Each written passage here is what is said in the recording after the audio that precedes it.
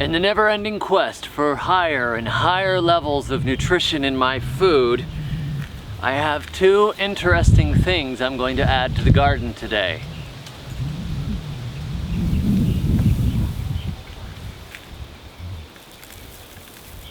Let's take a closer look. First, I have here sea urchin shells. Locals gather these things up, scrape the meat out of them, and leave big piles of the shells on the beach. So I thought, you know what? Let's get some of those and add them to the garden. There's calcium in there, not to mention probably a variety of other micronutrients. So my first amendment here is sea urchin shells. My second amendment is this beautiful black volcanic sand. This is mostly basalt, I believe, and it's very heavy. Like, I had this bucket full of sand, and this is not a very big bucket, as you can see. I had this thing full of sand, and I was gonna carry it back from the beach, and I found it was so heavy I didn't want to make the hike with it, so I ended up dumping half of it out back on the beach.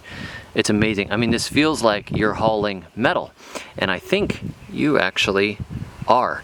There should be a lot of micronutrients from the volcanic action that created this, so we should have some really good stuff here, and this is going to release slowly over time. It's very fine, and I got the idea to use this from Steve Solomon. We were talking about soil amendments, and I was asking about the black sand, and he said it's very likely that it's loaded with good stuff. And as the activity of the soil, the microbiology of the soil integrates this into the beds over time, we should be seeing more minerals coming into the ground. So I'm very happy about this. I got this, and I got my sea urchin shells, and I think we should stick some on the garden beds. I'm not really afraid of burning plants with these. These are not going to hurt these things here. There may be a little bit of salt in them, so that could be an issue. But as for what they're actually made out of, it's not anything really hot like throwing chicken manure around. So I'm just going to scatter this through the beds, and over time the worms will get into it and move it around, and the plants will take what they want as they decay, as the rains fall. Give them some good shells here. A lot of this is kind of dusty already, and it's partly decayed, and it kind of smells like fish. So I know there's some good stuff in here. And I'm excited to see what the plants think. They'll let me know eventually, I'm sure. This bed already has seaweed on it. This is my seaweed test bed. And so it's already got a lot of ocean going on. And now it's got a lot more.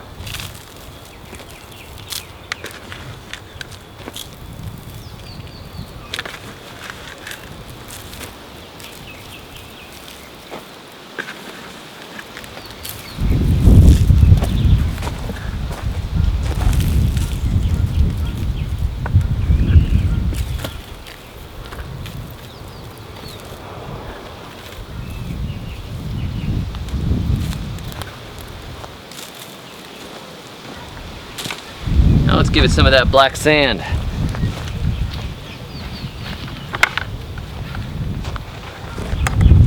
This is really heavy, like very, very surprising. Now it's interesting, they say that if you add sand to clay, you end up with concrete. People think, man, if I throw some sand into my clay, I'm gonna end up with concrete. And, you know, sometimes they think you're going to loosen the soil by adding sand, but then the books will tell you, no, no, no, don't do that.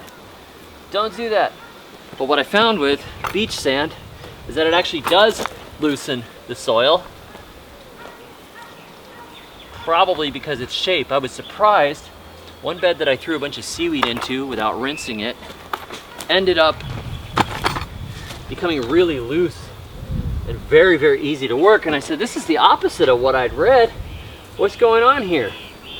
So I asked Steve about it, And Steve said he knew somebody that would put beach sand in their beds to loosen it up. And he said it made it to be really loose. He says it was actually too loose. He didn't like the way the beds felt that loose. So his theory is that the shape of the beach sand being rounded off is probably almost acting like a lubricant in the soil where stuff just turns through it as you go. So that's quite, I noticed it really made a big difference. Made the bed really strangely loose. So I think there's something to that. And he said that it's probably it's the sharp sand, the broken grit and that sort of thing that can turn it into cement. So there we go, there's one bed.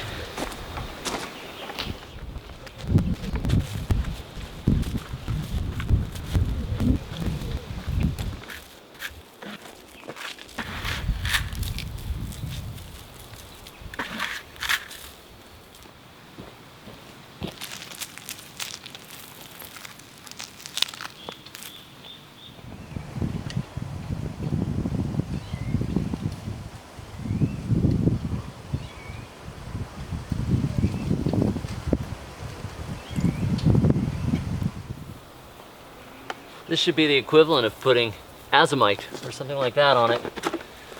I'm no soil scientist, but it's volcanic. It ought to help. If you think I'm crazy, let me know in the comments. Or if you've had experience with this, I'd love to hear. I learned most of my gardening through experience. Somebody got on my case, they said, "You're obviously not a soil scientist. You don't have a degree." No, I don't have a degree. I have a degree in the University of Gardening for 3 decades. That's all I got. I'm not proud. If I'm doing something wrong, just let me know. But I really have a good feeling about this stuff. The black sand is really the experiment part of this.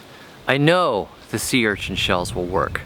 I used to use oyster shell, so if you don't have access to sea urchin shells, which probably most people don't, you can go and you can get some of that grit for chickens, you know, the oyster shell that they sell for birds. You can go get a sack of that. It's really cheap, and just take it and spread it around your gardens. I've done that for years back in Florida, just to add that extra bit of calcium and good stuff to the soil. The black sand, well, we'll see. We may not know if it actually does anything or not because it's pretty inert, but I believe that over time it's going to add more minerals to the soil and leave the ground in better shape. And, you know, we're willing to try and see what happens. And maybe it'll just make the food taste better. That would be awesome. Anyhow, thanks for watching. Check out my book, Compost Everything, on Amazon. I'll put a link in the description.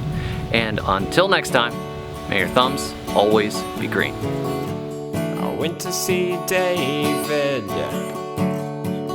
the Good. We listened to Portishead and drank spiced rum.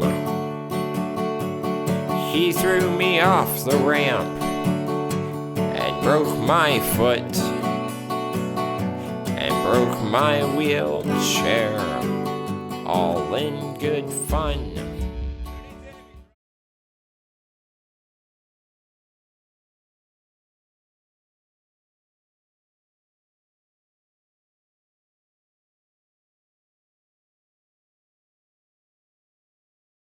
It's really just beautiful, isn't it? Can you see the sparkle of that sand? It actually has a lot of sparkle in it. It's really cool. You know, it sparkles like vampires.